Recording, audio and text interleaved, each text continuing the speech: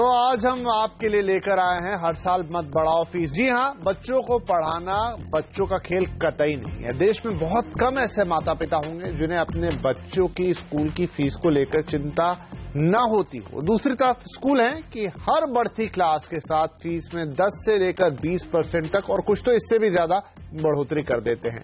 इतना ही नहीं, साल भर किसी न किसी नाम पर स्कूल माता पिता की जेब काटते ही रहते हैं। तो आखिर क्यों स्कूल अब शिक्षा केंद्रों की जगह किसी दुकान का स्वरूप लेते जा रहे हैं? इसी पर आज हम कर रहे हैं खास चर्चा, जिसमें हमारे साथ शामिल हो रहे हैं Delhi state public school management association के प्रेसिडेंट आरसी जैन साहब, मुंबई के एक प्राइवेट स्कूल में पढ़ने वाले बच्चे के पिता अभिभावक दीपक नायर साहब भी इसमें शामिल होंगे, और एजुकेशन एक्टिविस्ट अशोक अग्रवाल जो इस पूरे एजुकेशन सेक्टर पर अपनी अच्छी खासी पकड़ रखते हैं, वो हमारे साथ है। लेकिन उससे पहले लोकल सर्कल्स का एक सर्वे आपको दिखा देते हैं।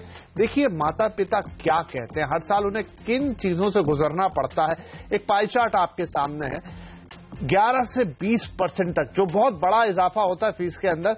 54% माता पिता कहते हैं कि हर साल उनको अपने बच्चों की बढ़ती क्लास के साथ इतनी फीस बढ़ाकर स्कूल को देनी पड़ती है।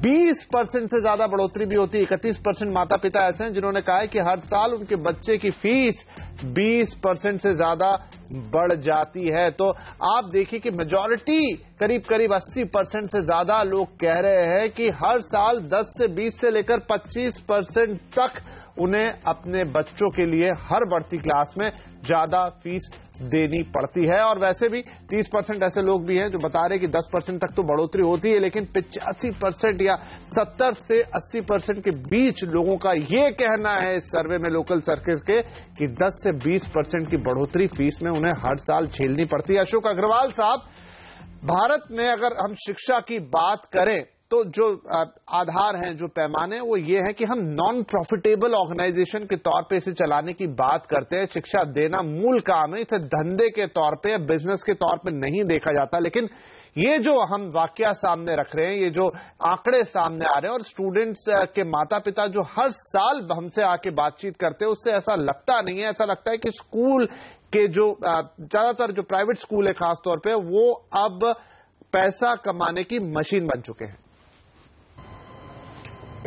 देखिए, ये जो प्राइवेट स्कूल्स है ना, ये कोई इंडिविजुअल नहीं चला सकता। ये कोई ट्रस्ट होगी, कोई सोसाइटी होगी, वो चला सकती है। और अब और वो जो है, इस पे सुप्रीम कोर्ट ने, हाई कोर्ट ने बार बार कहा है कि ये एक फिलैंथ्रोपिक एक्टिविटी है, ये एक कम्युनिटी सर्विस है, ये नॉन प्रॉफिटिंग है, नॉन कमर्शियलाइजेशन है। ये बेसिक पिलर्स हैं इसके। अब दिक्कत यह है कि अब अगर हम थोड़ा सा 1997 में जाएं तो दिल्ली में पहली बार प्राइवेट स्कूल्स ने 5th पे कमीशन को आधार बनाकर 40% से 400% फीस दिल्ली के स्कूलों ने बढ़ा दी। उससे पहली बार जो है ना, हमारे जो मिडिल क्लास के लोग थे, वो उनको एक तरीके से जो है ना, एक मतलब बहुत बड़ा झटका लगा और वो लोग सड़कों पर आ गए। पहली बार हिंदुस्तान में ये देखने को मिला कि जो मिडिल क्लास है वो स्कूल की फीस को लेकर सड़क के ऊपर लड़ाई कर रहा था। उसके बाद हमने कोर्ट में केस किया। कोर्ट ने डिसाइड किया कि साहब आप कैपिटल एक्सपेंडिचर पे नहीं ले सकते, रेवेन्यू एक्सपेंडिचर पे ले सकते हो, सिर्फ वो ले सकते हो जो बच्चे पे खर्च होता है, और उसका भी आप हिसाब दो। और ये कहा कि जो सरकारें हैं, गवर्नमेंट है, उसके पास सिर्फ पावर ही नहीं है, उसकी ये ड्यूटी है उसको चेक करना। अब ये लड़ाई 1997 से मतलब लगातार जो है ना चल रही है, और उसके बाद फिर 6th पे कमीशन आ गया, अब 7th पे कमीशन आ गया। उसके बहाना लगा के ये लोग टाइम टू टाइम अपना बढ़ाते हैं। अब इसमें जो समस्या है ना, वो ये है कि ये सारी प्रॉब्लम इसलिए है कि हमारा जो सरकारी स्कूल है वो डे बाय डे वो नीचे जा रहा है, और उसी का फायदा उठाकर मजबूरी लेकिन फायदा नहीं उठाना चाहिए। ठीक है, सरकारी स्कूलों की हालत अच्छी नहीं है, लेकिन इसका यह मतलब कतई नहीं है कि आप प्राइवेट स्कूल पे और थोड़ी अच्छी शिक्षा देने के नाम पर अभिभावकों को लूट ले। ऐसे एक अभिभावक है हमारे साथ मुंबई से, दीपक नायर। बताइए, आपको हर साल अपने बच्चे की स्कूल की फीस के लिए कैसे कैसे इंतजाम करने पड़ते हैं? सर, अभी हर साल हम स्कूल में बच्चों को इसलिए डालते हैं कि उनको बेहतरीन शिक्षा मिल सके, बट अभी यहाँ पे ऐसा लग रहा है कि शिक्षा तो नहीं मिल रही है सर, लेकिन हमें जरूर शिक्षा मिल रही है कि हमने हमारे बच्चों को इन प्राइवेट स्कूलों में क्यों डाला है, क्योंकि हर साल ये देखा जा रहा है सर 10-12% नहीं 15% के आसपास हर साल ये लोग बढ़ा रहे हैं, फैसिलिटी के नाम पे बढ़ा रहे हैं, बट एजुकेशन कहीं नहीं है सर। इसमें ये सिर्फ नाम के लिए फीस बढ़ा रहे हैं, बट इसमें कहीं पे एजुकेशन नहीं है सर। जी, आपका दर्द समझ में आता है। चलिए अब जैन साहब से सवाल लेते हैं। आरसी जैन साहब, स्कूल में शिक्षा देना है, स्कूलों का काम है, फैसिलिटी आप देते हैं, कोई बात नहीं है, लेकिन हर साल 15 से 20% का इजाफा फीस में, जो फीस पहले ही बहुत ऊपर है, अभी उसका कैलकुलेशन भी करेंगे, लेकिन इतनी ज्यादा फीस क्यों? देखिए, सबसे बड़ी समस्या तब से आई है जब से इन स्कूलों में आरटीई के अंतर्गत 25% बच्चों को फ्री में पढ़ाना शुरू कर दिया गया है। मेरा एक मोटा मोटा सवाल यह है कि पहले मेरी क्लास में 50 बच्चे होते थे, 1000 रुपये फीस लेता था, तो 50 बच्चों से 1000 रुपये मेरा काम चल जाता था। राइट टू एजुकेशन एक्ट में उसे घटा करके 40 बच्चे कर दिया। वो 40 बच्चों पर मुझे 50,000 रुपये लेने थे। उस 40 बच्चों में भी 10 बच्चे ला के वो बैठा दिए जिनकी फीस मुझे नहीं आनी। अब वो 50,000 मुझे 30 बच्चों से लेना, तो फीस अपने आप ही 1700 रुपये होगी, 1000 की 1700 रुपये होगी। उसके बाद सरकार, देखिए एक आज हो क्या रहा है कि इन पब्लिक स्कूलों को एक प्रकार से माफिया सिद्ध करने के लिए सरकार और तथाकथित जो पेरेंट्स एसोसिएशन है ना, इन्होंने एक मुहिम चला रखी है। इनके योगदान को नहीं देख रहे, उस तरफ नहीं जा रहे कि ये जो 75% बच्चों के ऊपर 25% बच्चों का बोझ पड़ रहा है, जो ये मर रहे हैं, इनकी कोई नहीं सुन रहा है। बस उस 25% की चिंता को लेकर इनको चिंता है। नंबर 2, सरकार हर चीज कमर्शियल स्कूलों से देती है। सरकार चाहती है सारी सुविधाएं वो दी जाए। अभी आप देखिए गुजरात में उन्होंने फीस पे कैप लगाया है। कैप आपने लगा दीजिए 15,000 रुपये आप साल में प्राइमरी स्कूल का वो लेगा, फीस लेगा, पर आप कैप फीस पे तो लगा दिया, आप कैप सैलरी पे भी तो लगाए। दिल्ली सरकार में मैंने बराबर ये रखा है कि आप कैप लगाइएगा, सब कुछ करिएगा, पर आप कम से कम ये भी तो बताएं कि 7वां वेतन आयोग, 6वां वेतन आयोग कैसे दिया जाएगा। अब एक उदाहरण है कि दिल्ली सरकार ने 136 स्कूलों का इंस्पेक्शन कराया और 2 सीए लगाए, जिन्होंने 3 साल तक सीए ने मिलकर के 1 महीने तक उनका इंस्पेक्शन करा 3 साल के खातों का। उसके बाद एक विदेशी company Ernst and Young company, उससे खातों को चेक कराया और उन्होंने 3 साल के खाते चेक करने के बाद ये कहा कि इनको फीस बढ़ाने की जरूरत है, नहीं तो इनकी क्वालिटी का, इनके इंफ्रास्ट्रक्चर में फर्क पड़ेगा। पर दिल्ली की सरकार ने उस पर एक को नहीं वो दिया, सिर्फ 2 स्कूलों को इसलिए दिया कि कल को ये ना कहा जा सके भाई दिल्ली सरकार ने एक भी स्कूल को। चलिए, बहुत सारी जी जैन साहब, बहुत सारी मैकेनिज्म इस्तेमाल किया और उसके तहत आपने इन स्कूलों के खाते चेक करा लिए, फिर आप ये कह रहे भाई ये स्कूल लूट रहे हैं। अरे जब आपने एक रिपोर्ट जनता के सामने रखी ना, अब सबसे बड़ी बात है आपको सुविधाएं भी चाहिए, तो क्या आप सारे स्कूल आप लोग अपने खाते दिखाने को तैयार हैं? देना नहीं चाहते आप लोग सब अपने खाते दिखाने को तैयार हैं? मॉडर्न स्कूल ने एक फैसला दिया था सर, हाँ बिल्कुल तैयार है, हम तो दिखाते हैं, हर साल डायरेक्टरेट में खाते जाते हैं, उसके बाद वहां पे आप जाए 180 इन्फॉर्मेशन जाती है, आप चेक करें। नंबर 2, सरकार ने जिस तरीके से वो एक कमेटी बनाई थी पिछले दिनों, जस्टिस अनिल देव सिंह कमेटी, उसने हर स्कूल के खाते चेक करे, उसके बावजूद भी सरकार हो क्या रहा है कि आज दिल्ली सरकार ने, स्टेट की सरकार ने पब्लिक स्कूलों में उनके उसमें पेरेंट्स में एक युद्ध करा दिया है। नहीं, ये गलत बात है अशोक अग्रवाल साहब, ये जो दावा कर रहे हैं सफलता है शिक्षा के मामले में, उस तरफ लोगों का ध्यान ना जाए। अशोक अग्रवाल साहब जो दलीलें दे रहे हैं यहाँ पर, जैन साहब कितना दम है इनमें? देखिए जैन साहब जो है ना, ये जो 25% कमजोर वर्ग के बच्चों को स्कूल में लाकर ये कहना कि हम उसकी वजह से फीस बढ़ा रहे हैं, मुझे लग रहा है कि बेवजह उसका मुद्दा उठा रहे हैं। दिल्ली में एक बच्चे का हर महीने इनको नहीं बताए ना, 25% बच्चों की फीस कौन देगा? 1,500 रुपया, 1,500 रुपया कौन देगा? 25% पर बच्चा इनको मिलता है। अच्छा, दूसरी बात ये है कि आपने एक सर्वे दिखाया, झूठ बोलते हैं, कोई नहीं देता, बढ़ रहा है। मैं आपको बताता हूं कि 2011 में दिल्ली हाई कोर्ट में कोई पैसा नहीं देता दिल्ली में, एक स्कूल को पैसा नहीं देता। अरे जैन साहब सुनो तो सही, आप यूं ही 1 रुपया नहीं देता, 1 रुपया नहीं देता दिल्ली सरकार। सुनो जैन साहब सुनो, आप कह रहे हो कि एक कमेटी ने देखा और सारे। तो जैन साहब हम कैसे मान लें कि आप भी उन 25 बच्चों को पढ़ा रहे हैं? आधे से ज्यादा स्कूल झूठ बोलते हैं। हाँ जैन साहब पढ़ा रहे, सारे पढ़ा रहे, सरकार जबरदस्ती भेजती है और नहीं दाखिला करो तो एक्शन लेती है सरकार। अब तो खुद भेजती है 25% बच्चों को, और उन बच्चों को दाखिला भी दिया जाता है, बकायदा रिपोर्ट भी मांगती है। आप खाते, अरे जैन साहब सुनो तो सही, अकाउंट देके उन अभी जस्टिस अनिल देव सिंह कमेटी ने हजार स्कूलों का इंस्पेक्शन किया है हाईकोर्ट के ऑर्डर से, और 525 स्कूलों को उन्होंने कहा है कि इनके पास फीस बढ़ाने की जरूरत नहीं थी 6 पे कमीशन के ग्राउंड पर, और उनको कहा है कि 525 वो स्कूलों में 9% ₹450 स्कूल ऐसे हैं जो 400 रुपए, 500 रुपए, 600 रुपए फीस लेते हैं। 600 रुपए फीस लेते हैं। आप बात तो सुनो, कम से कम और उनको भी कहते हैं आप रिकॉर्ड ठीक नहीं बनाते। जस्टिस अनिल देव सिंह ने कहा है कम से कम 300 साढ़े 300 स्कूल जो है बोगस रिकॉर्ड रखा हुआ है। यहाँ पर एक मिनट में दीपक नायर साहब को भी बीच में लेके आता हूँ। नायर साहब, ये सारी बातचीत आप सुन रहे हैं, चलिए जैन साहब स्कूलों के साथ। जैन साहब सुनिए, थोड़ा और सुनिए। नायर साहब मुझे बताइए कि एक तो आप स्कूल की फीस देते हैं, उसके अलावा आपका स्कूल कहता है किताबें यहां से खरीदो, कपड़े यहां से खरीदो, जूते यहां से खरीदो, बैग यहां से खरीदो, और बाजार में जिसका मिलता है उससे 5 गुना पे खरीदो। ब्रांड वाला खरीदो। साल भर यहां जाना है, वहां ले जाना है, ये कराना है, ये एक्टिविटी उनके नाम पे पैसे लेते हैं कि नहीं नायर साहब? टाई बदल देते हैं हर साल, जुराबे बदल देते हैं। बिल्कुल लेते हैं सर। और इन्होंने किताबें बदलना शुरू कर दिया ताकि कोई दूसरे 1 साल का बच्चा जो हमारे टाइम पे हम किसी और को देते थे वो बच्चे पढ़ते थे और बुक्स चलती थी।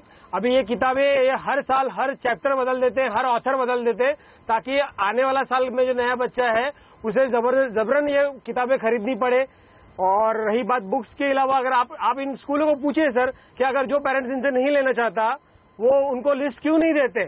सर एक मेरी छोटी सी बात है, अगर आप बोल रहे हो हाँ ठीक है आप बात से ले लो, पर हमें कैसे पता चलेगा आप क्या पढ़ाना देता है तो उसके ऊपर सरकार एक्शन ले। सरकार एक्शन ले। अगर कोई जबरदस्ती किताब देता है तो इतना आसान नहीं है साहब, इतना आसान नहीं है। जबरदस्ती कहता है जूते यहाँ से खरीदे, किताब यहाँ से खरीदे, सरकार एक्शन ले। मैं तो उसके साथ खड़ा हूँ। नहीं, इतना आसान नहीं है कह देना कि आप एक्शन ले लीजिए और मना कर दीजिए। माता पिता को नाक रगड़ के सब करना पड़ता है। एक्शन लेना की मार से बेइंसाफ परेशान है सरकार। एक्शन की जो बात कर रहे हो जैन साहब, सरकार के साथ, पेरेंट्स के साथ खड़ा हूँ। सरकार एक्शन ले उनके खिलाफ, सरकार उनके खिलाफ एक्शन ले। मैं चलिए तो सरकार क्या कर सकती है, और यहाँ पर एक सरकार ने करके भी दिखाया। चलिए मुझे यहाँ लेना होगा एक छोटा सा ब्रेक, 1 मिनट छोटा सा ब्रेक लेते हैं, आके इस चर्चा को आगे बढ़ाएंगे। गुजरात का उदाहरण जो खुद जैन साहब ने दिया उसी पे बात आगे बढ़ाएंगे कि सरकार चाहे तो फीस पे कैप भी लगा सकती है। अगर सारे राज्यों में ऐसा हो तो फिर स्कूलों की मनमानी पर रोक जरूर लगेगी। इस चर्चा को आगे बढ़ाते हैं इस छोटे से ब्रेक के बाद।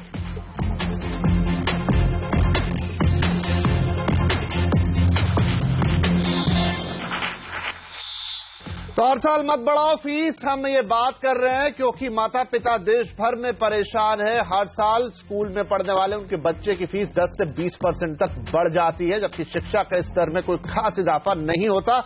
प्राइवेट स्कूल दे रहे हैं यहाँ पर अपनी दलील। हमारे सभी पैनलिस्ट हमारे साथ हैं। जैन साहब, एक मोटा सा हिसाब अगर मैं आपको बताऊं कि एक एवरेज स्कूल में पढ़ते हैं 3000 तक बच्चे, और उसके बाद लाख रुपए की फीस होती है। 8000 9000 भी एवरेज पकड़ लूं महीने का, सब मिलाकर तो 3000 के हिसाब से 30 करोड़ रुपए बनते हैं। क्या इतना खर्चा आता है किसी स्कूल को चलाने में? सर दिल्ली की जानकारी आपको मैं दे दूं, 100 स्कूल भी दिल्ली में ऐसे नहीं होंगे 4400 स्कूलों में जिनकी फीस 3000 रुपए होगी। मैं 100 स्कूल की गारंटी ले रहा हूं जिनकी 3000 भी फीस नहीं होगी। सारे स्कूल 1500 से नीचे हैं। 4000 स्कूल दिल्ली में, 4300 स्कूल ऐसे। मैं लिख के दे दूं आपके चैनल पे, बड़े सम्मानित चैनल पे बोल रहा हूं। ये मुझे आप 100 स्कूल गिनवा दीजिए जिनकी 3000 रुपए से ज्यादा फीस हो। आप जो सजा कहेंगे मैं भुगतने को तैयार हूं। ये तो लोगों ने एक भ्रम बना रखा है। चलिए मैं 3000 भी पकड़ लूं तो क्या आपका खर्चा उतना आता है? लंबी लड़ाई के बाद 5 कैटेगरी दिल्ली में बनवाई थी। जी 10 करोड़ रुपया, 3000 भी पकड़ूं तो 10 करोड़ के आसपास का मोटी रकम बनती है। क्या उतना खर्चा आता है? 10 करोड़ आपको दिखाई दे गया ना, पर उसमें उन 3000 बच्चों को पढ़ाने के लिए कितना स्टाफ होगा? कम से कम 100 का स्टाफ होगा। उसके बाद में कम से कम 20 स्टाफ चपरासी होंगे, माली होंगे, क्लर्क होंगे। 120 स्टाफ की आप सैलरी लगा लीजिएगा। आज 70,000 रुपए से 50,000 से कम सैलरी नहीं है। कितनी सैलरी हो गई आप बताइए? एक बात बताओ, वो 10 करोड़ आप सैलरी देते हैं तो जोड़िएगा। मैंने भी आपके सामने कहा था कि दिल्ली में गवर्नमेंट स्कूल है, गुजरात की सरकार ने कैप लगाई है 15,000 की कैप तो लगा दी, 30,000 की कैप तो लगा दी, 27,000 की कैप तो लगा दी। अशोक अग्रवाल जी कुछ कह रहे हैं, मैं 1200 रुपए महीना फीस लूंगा, 30 बच्चे मेरे एक बात बताओ कि दिल्ली के अंदर 1500 रुपए एक बच्चे पे खर्चा आता है, जिसके ऊपर दिल्ली सरकार अपना स्कूल चला लेती है पूरा, और पूरी तनख्वाह भी देती है। है, पूरी तनख्वाह भी देती है। ऐसा बहम है आपका जो है 1500 रुपए 23,000 रुपए से ज्यादा तो फीस होनी नहीं चाहिए। खर्चे की बात कर रहे हो, जो सुविधाएं नहीं मिलती कंप्यूटर की सरकारी स्कूलों में, वो सारी चीजें नहीं मिलती। पंखा टूटा पड़ा है, आप बताओ ना, अभी टीचर की कमी है, जस्टिस अनिल देव सिंह ने पब्लिक स्कूलों के हाउस टैक्स 350 करोड़ रुपया कमर्शियल टैक्स वापस करने को कहा है। पब्लिक स्कूलों का इंफ्रास्ट्रक्चर देख लीजिए। बात तो सुन लीजिए अशोक जी की, जैन साहब बात तो सुन लीजिए, आप अपनी समस्या गिना रहे, लेकिन उनकी बात तो सुनिए। अब देखिए, जस्टिस अनिल देव सिंह कमेटी ने 525 स्कूलों को कहा है कि 9% इंटरेस्ट के साथ वापस करो। वो 350 करोड़ से ज्यादा बनता है। 450 स्कूलों की फीस 500 रुपए से कम है। 450 स्कूलों की 500 रुपए से कम है। उसमें क्या वापस कराओगे आप? 450 स्कूलों की फीस 500 रुपए से कम है। जस्टिस अनिल देव सिंह ने क्या 400-500 स्कूल का ही रटा लगाते रहते हो। 500 स्कूलों के आगे भी है जैन साहब, 500 स्कूलों के आगे भी स्कूल है और बहुत पैसा लेते हैं, इसमें कोई शक की बात नहीं है। सारा देश जम्मू कश्मीर से लेकर कन्याकुमारी तक जो पेरेंट्स जो है परेशान है वो परेशान है, वो फीस को लेकर 80%। मैंने आपको कार्यक्रम के शुरू में ही एक लोकल सर्किल का सर्वे दिखाया, ज्यादातर स्कूल दिल्ली के हैं। 80% से ज्यादा पेरेंट कहते हैं हर साल 20% तक फीस बढ़ती है। हाँ देखिए, अभी जो इसलिए बढ़ती है कि सरकार ये कहती है कि उनको सैलरी आपने उतनी देनी है जितना केंद्र सरकार देगा।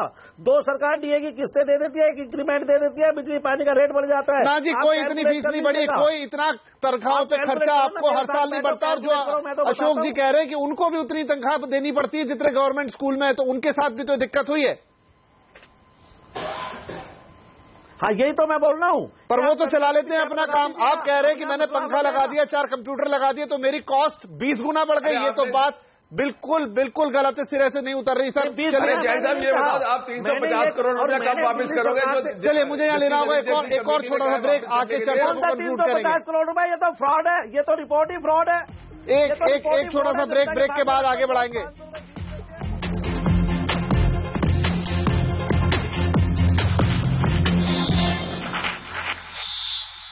तो हम मुद्दा उठा रहे हैं आज कि क्यों हर साल स्कूल मनमानी फीस बढ़ाते हैं, उससे माता पिता पर तो बोझ बढ़ता ही बढ़ता है। बच्चों के लिए भी अच्छी बात नहीं है, क्योंकि उनके लिए दूसरी सुविधाओं में शायद कटौती करके माता पिता जैसे तैसे उनके लिए स्कूल की फीस जुटाते हैं। हमारे तीनों पैनलिस्ट हमारे साथ बने हुए हैं। दीपक साहब, मुझे बताइए, जिस तरह गुजरात ने एक कदम उठाया कि वहां पर फीस के ऊपर कैप लगा दिया गया है कि अब आप इससे ज्यादा फीस नहीं बढ़ा सकते, कोई भी स्कूल हो, प्राइवेट हो, गवर्नमेंट हो, आपको लगता है कि ये हर राज्य में होना चाहिए? सर बिल्कुल होना चाहिए, क्योंकि सर अगर गुजरात गवर्नमेंट ने ये चीज तय की है तो सर उन्होंने भी आज ही नहीं किया होगा तय। ये इन्होंने बहुत साल पहले का स्टडी किया होगा, उन्होंने पूरा हर जगह का व्यू देखा होगा। और आज सर अगर गुजरात गवर्नमेंट कर सकती है तो बाकी गवर्नमेंट क्यों नहीं कर सकती है? बिल्कुल। अशोक अग्रवाल साहब, आपको क्या लगता है, क्या कहेंगे? आपके वक्त आ गया है, सभी राज्यों को ये कदम उठाना चाहिए। हाँ देखिए, ये जो प्राइवेट स्कूल की लूट है ना, ये तो एक तरीके से मलेरिया का अटैक हो गया कॉमन आदमी पे। जम्मू कश्मीर से लेकर जो है ना कन्याकुमारी तक लोग परेशान हैं, कोर्टों में भाग रहे हैं, एजिटेशन कर रहे हैं, अपने ड्यूटी वूटी छोड़ के जो है सड़कों पे बैठे रहते हैं, स्कूल के सामने धरना दिए रहते हैं।